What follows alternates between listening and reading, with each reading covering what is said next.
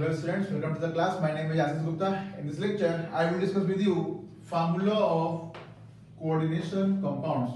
So let me start.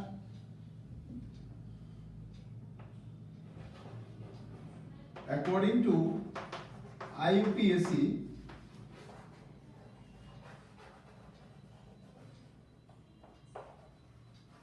following rules are to be observe. जब हम किसी भी कोऑर्डिनेशन कंपाउंड का फॉर्मूला लिखते हैं तो ये कुछ रूल्स फॉलो करने पड़ते हैं। Cap S S C B, ये 7 रूल्स फॉलो करने होते हैं। फर्स्ट पॉइंट, सेंट्रल मेटल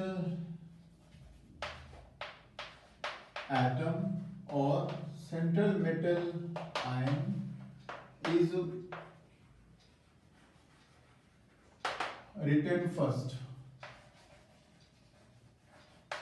सबसे पहले सेंट्रल मेटल एटम या कि सेंट्रल मेटल आयन को लिखना होता है। Second rule,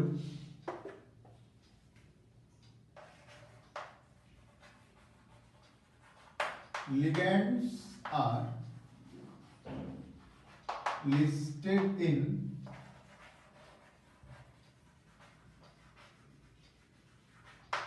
alphabetical order। Third point,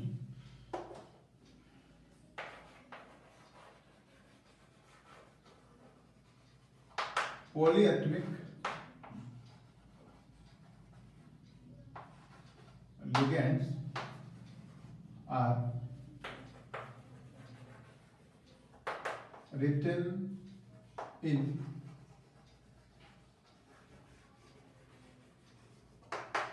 parenthesis। Second point का एक एक्सटेंशन है।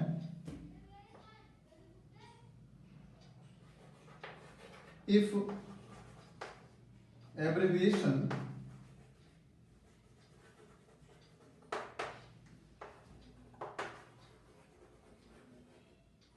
in place of formula is used, then first letter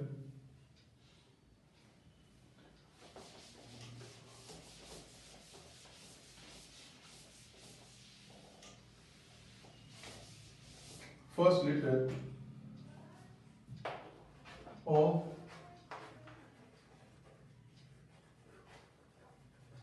abbreviation is used for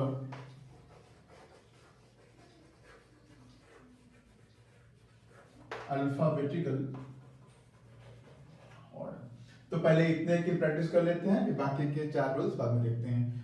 central metal atom और आयन इज रिटन फर्स्ट, तो मुझे लिखना है फार्मूला। तो मैं पहले लिखूंगा सेंट्रल मेटल एटम या कि ion. Central metal atom is written first, सबसे पहले मैं लिखूंगा सेंट्रल मेटल एटम या कि आयन। सेकंड रूल क्या है, ligands are listed in alphabetical order. तो CONH3 whole 6, CONH3 whole twice, whole 4, Cl2 Cl। तो ligands are listed in alphabetical order। ये क्या है, अमोनिया। ये क्या है, chloro.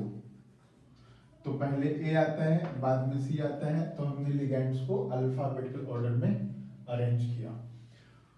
Polyatomic ligands are written in parenthesis. इस लिगेंड में NH3 पॉलीएटॉमिक है, मोर देन 1 एटम है, तो इसको हमने पैरेंथेसिस में लिखा। If abbreviation in place of formula is used, then first letter of abbreviation is used for alphabetical order। तो अब हम एब्रिविएशन वाला एग्जांपल देख लेते हैं।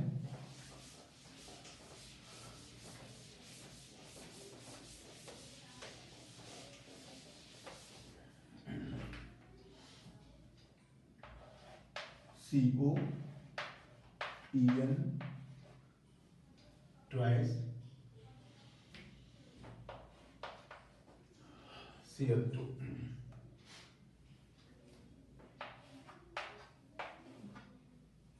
तो EN का मतलब क्या होता है? EN का मतलब होता है इथाइलिन डायमाइन। ये है इथाइलिन डायमाइन का फार्मूला, राइट। ये फार्मूला लिखने के बदले शॉर्टकट में लिख दिया है EN। तो यहाँ पे है E, यहाँ पे है E और यहाँ पे है क्लोरो का C। तो C पहले आएगा। तो ये जो हमने लिखा था इसको मॉडिफाई करेंगे, ये रॉन्ग है। हम लिखेंगे COCl2 EN प्लस, राइट। तो हमारा शॉर्टकट क्या था? Cap SSCD। तो हम कैप पे आ गए। अब आते हैं नेक्स्ट टू फिफ्थ पॉइंट पे आते हैं, SSCD।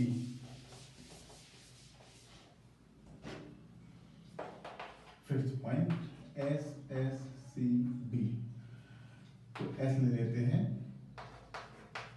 No space is left between central metal atom or central metal ion and ligands। कोई स्पेस नहीं छोड़ना है आपको। For example CO Cl2 EN+, कोई स्पेस बीच में छोड़ने की जरूरत नहीं है, राइट। सिक्स्थ पॉइंट है CMA और CMI and ligands are written inside square bracket।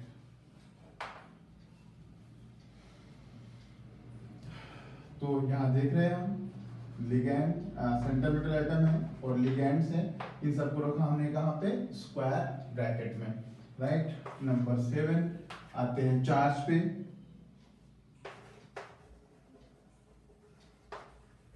Charge on complex entity is written as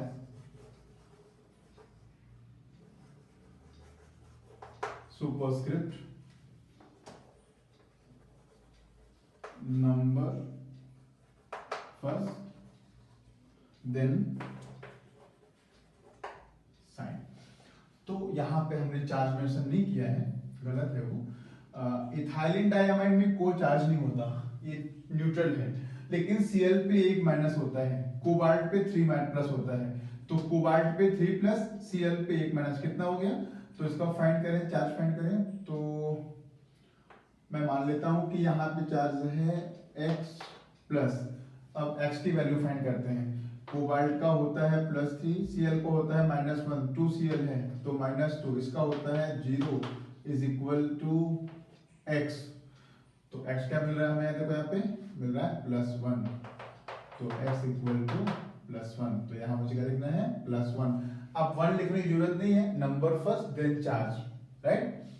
अभी लास्ट पॉइंट पे आते हैं, 8th पॉइंट पे।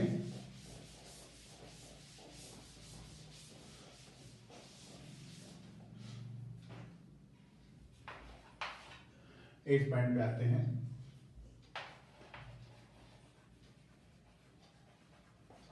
Balancing of charge is done by counter ions. तो balancing कर लेते हैं। मान लो कि हमारे पास है CO NH3 होल 6, यहाँ पे आता है 3+। अब इसको बैलेंस करना है तो यहाँ पे 3+ है तो हमने Cl लिया है, तो यहाँ पे लिखते हैं Cl3, एक से जो होता है 3-, right. Last point anion is written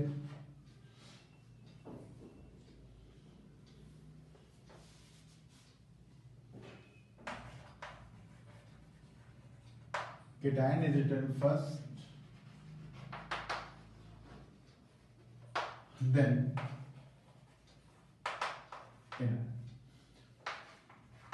for example देखो ये पॉजिटिव है, ये नेगेटिव है, राइट। दूसरा एग्जांपल लेते हैं FeCl whole 6 4 negative ferrocyanide, right. तो अब हम ये एक्चुअल में होता है, ये कंपाउंड का नाम है पोटेशियम फेरोसाइनाइड, पोटेशियम फेरोसाइनाइड। और ये क्या है, ये सामने जो लिखा है आप, ये क्या है, ये है फेरोसाइनाइड, ये क्या है, फेरोसाइनाइड। इस पे नेगेटिव है तो हम पॉजिटिव पहले लिखेंगे, राइट। तो हो जाएगा K4FeCl होल 6। ऐसा नहीं है कि कॉम्प्लेक्स को पहले लिखना है, नहीं। अगर कॉम्प्लेक्स पे नेगेटिव है तो कॉम्प्लेक्स बाद में आएगा, अगर कॉम्प्लेक्स पे पॉजिटिव है तो कॉम्प्लेक्स पहले आएगा। Cation first, after that anion. तो बस फॉर्मूला लिखने के लिए इतने रूल्स हैं। तो इस लेक्चर के लिए इतना ही, मिलते हैं नेक्स्ट लेक्चर में, तब तक के लिए थैंक यू।